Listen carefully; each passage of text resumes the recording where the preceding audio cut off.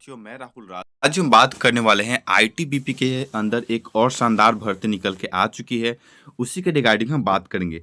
अगर आप 10वीं कक्षा पास हैं या आप 12वीं कक्षा पास हैं, भारत के किसी भी राज्य से बिलोंग करते हैं तो आप इस फॉर्म को अप्लाई कर सकते हैं। किसी प्रकार की प्रॉब्लम नहीं आएगी।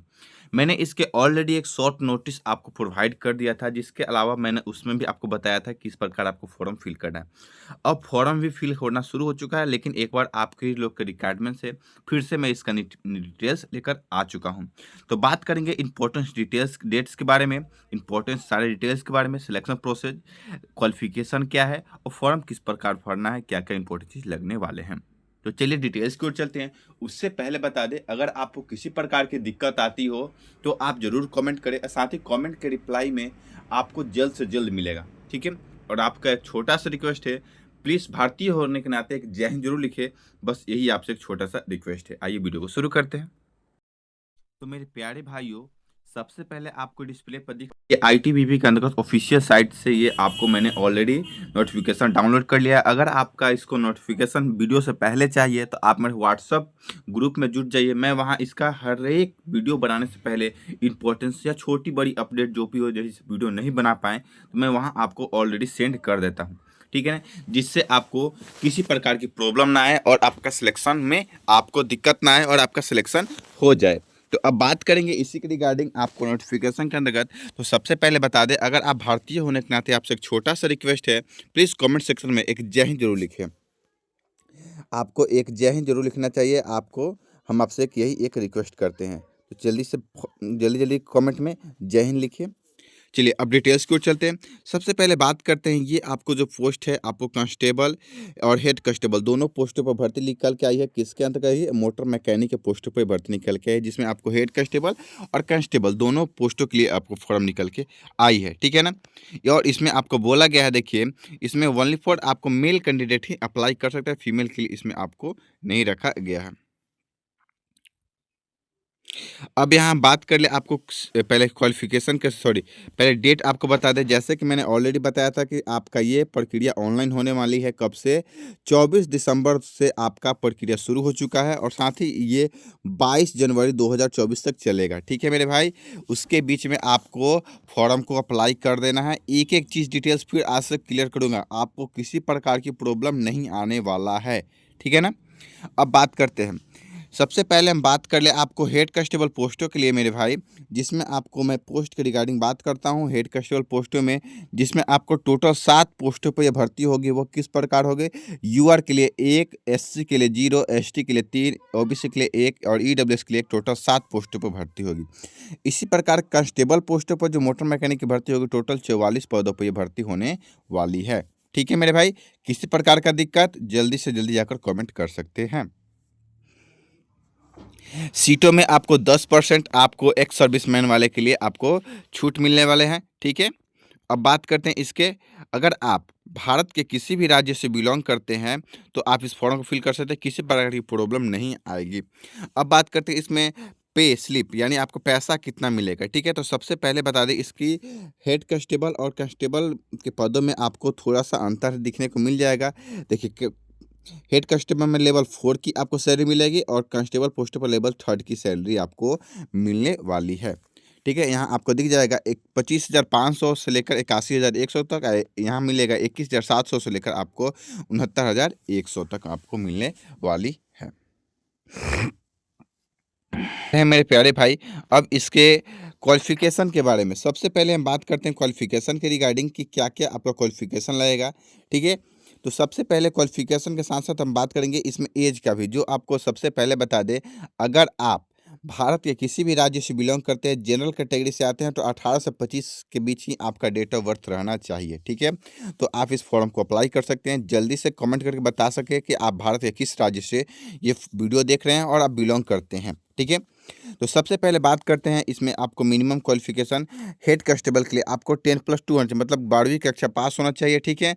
आपको भारत के किसी भी मान्यता संस्था से आपको 12वीं कक्षा पास होना चाहिए। साथ ही आपको मोटर मैकेनिक से आपको आईटीआई किए हों तो इसे अप्लाई कर सकते हैं, या आपको यहाँ दिया गया है आपको अगर आप मोटर मैकेनिक से डिप्लोमा किए हैं तो भी आप इसे अप्लाई कर सकते हैं। और इसमें साथ ही बोला गया है 3 साल एक्सपीरियंस, ठीक है, 3 साल का एक्सपीरियंस आपके पास होना चाहिए।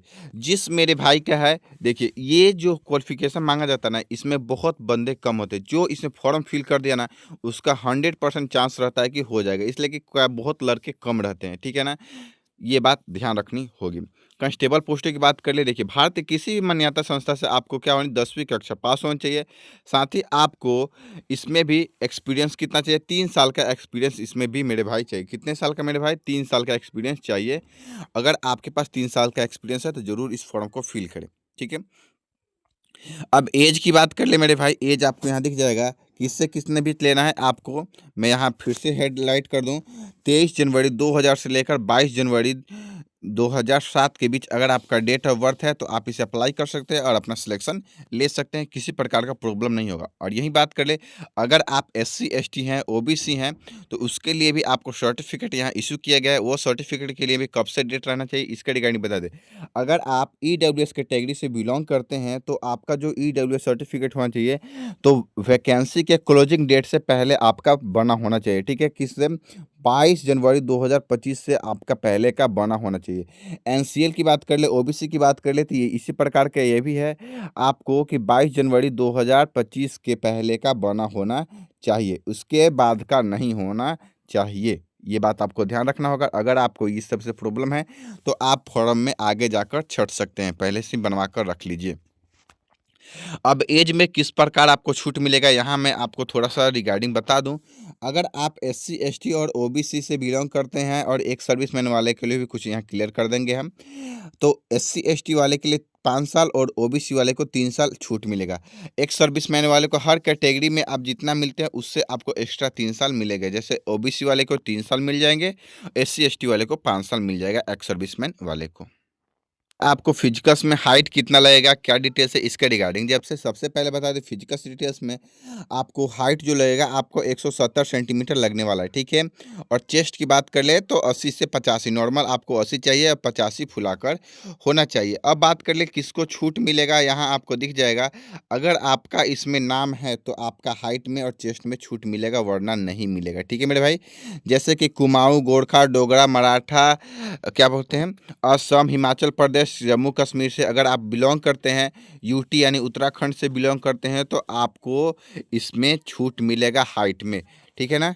कहाँ छूट मिलेगा, 165 सेंटीमीटर, और चेस्ट में भी आपको छूट मिलने वाला है, हाइट में भी छूट मिलेगा यहाँ आपको, ठीक है। यहाँ देख सकते हैं एक एक चीज़ आपको यहाँ क्लियर। अगर आप SC कैंडिडेट, ST कैंडिडेट है तो भी आपको हाइट में छूट के लिए मिलेगा 162.5 सेंटीमीटर। और यहीं आपको हाइट की बात कर, चेस्ट की बात कर ले तो 76 नॉर्मल और 81 आपको फुलाकर रहने वाला है। 8 आपको हाइट के अनुसार वेट रहता है, मैंने इसके रिगार्डिंग बहुत बार वीडियो बना चुका हूँ, आप वो वीडियो जाकर देख सकते हैं। आई की बात कर ले तो आई 6/6, 6/9 होना चाहिए, इसमें कोई प्रॉब्लम नहीं होना चाहिए। मेडिकल्स आपको लिए जाएंगे, उस टाइम भी आपको अच्छी तरीके से ध्यान देकर मेडिकल्स लिया जाएगा। आगे चलते हैं, इसमें और भी इंपॉर्टेंट चीज़ हम क्लियर करते चलें। जो सिलेक्शन प्रोसेस है फेज 1 के, उसके रिगार्डिंग बात कर ले कि आपको सबसे पहले जो रनिंग होगी वो आपको 1600 मीटर की रनिंग होगी, 7.5 मिनट का समय रहेगा। लॉन्ग जंप की बात कर ले 11 फीट फाड़ना है, 3 चांस रहेगा। हाई जंप की बात कर ले तो तीन चांस मिलेगा, वो भी आपको 3.5 फीट फाड़ना है, ठीक है ना। इसी प्रकार ये आपको फिजिकल्स क्वालिफाई करेंगे। उसके बाद आपको PST होगा, PST में आपको लिए हाइट, चेस्ट, वेट सारा लिया जाएगा और आपको सारा चीज़ क्लियर करना होगा। अगर आपको किसी प्रकार की त्रुटि पाई जाती है तो आप वहाँ से ही डिस्क्वालीफाई हो जाएगा, ठीक है। उसके बाद आपको डॉक्यूमेंट्स वेरीफाई किया जाएगा। डॉक्यूमेंट्स वेरीफाई में आपको क्वालिफिकेशन देखा जाएगा, डोमिसाइल देखा जाएगा यानी निवास देखा जाएगा, ठीक है। आपको 10th सर्टिफिकेट देखा जाएगा, किस लिए, डेट के प्रूफ के लिए। उसके बाद आपका NCL हो या OBC हो या EWS कैटेगरी हो या SC ST हो, वो आपको सर्टिफिकेट देगा। वो कम मिनिमम आपको SDM तक बना होना चाहिए। कहाँ तक बना होना चाहिए मेरे भाई, SDM तक आपको बनवा कर लेकर जाना होगा, ये बात आपको पता होना चाहिए। और कोई डॉक्यूमेंट्स की जैसे जैसे बता दो, आधार कार्ड, पैन कार्ड, आपको आई कार्ड में एक कंपलसरी है कि लगने वाला है, ठीक है। अगर आपके पास driving licence, voter I card है तो भी आपको कोई प्रॉब्लम नहीं होगा, ठीक है। ये बात आपको होना पता होना चाहिए। साथ ही अगर आप एक्स सर्विसमैन हैं तो आपको डिपार्टमेंटल सर्टिफिकेट होना चाहिए। साथ ही आपके पास पासपोर्ट साइज फोटोग्राफ होना चाहिए। ठीक है। उसके बाद रिटेन की बात कर ले, रिटेन आपके 100 नंबर के होंगे। वो किस प्रकार होंगे, जनरल नॉलेज से आपको 10 क्वेश्चन 10 मार्क्स के, मैथ के 10 क्वेश्चन 10 मार्क्स के, हिंदी और इंग्लिश 20 क्वेश्चन रहेंगे। ठीक है। और यही बात कर ले, ट्रेड से आपके 60 क्वेश्चन रहेंगे, टोटल 100 अंकों के रहेंगे। फिर आपको नीचे स्क्रॉल करिएगा तो आपको एक और मिलेगा इसका टेस्ट के लिए, जो आपको क्या बोलते हैं, स्किल टेस्ट है, जो आपको टोटल 50 अंकों का होगा। इसको भी आपको क्वालिफाई करना अनिवार्य है, ठीक है ना। तो ये भी आपको 50 अंकों का होने वाला है। तो लगभग मैंने इसकी सारे टेस्ट क्लियर कर दिए हैं। अगर किसी प्रकार की और भी दिक्कत हो तो जरूर कमेंट कर हाँ, जाते जाते आपसे एक छोटा सा अगर कमेंट में एक जय हिंद जरूर लिखिए। और उसके बाद मेरिट लिस्ट बनेगा, मेरिट लिस्ट में आपका नाम होना चाहिए और अपना वर्दी लेकर अपने पास होना चाहिए। तो फिर मिलते हैं नए वीडियो में नए अपडेट के साथ। जब तक जय हिंद दोस्तों, वंदे मातरम।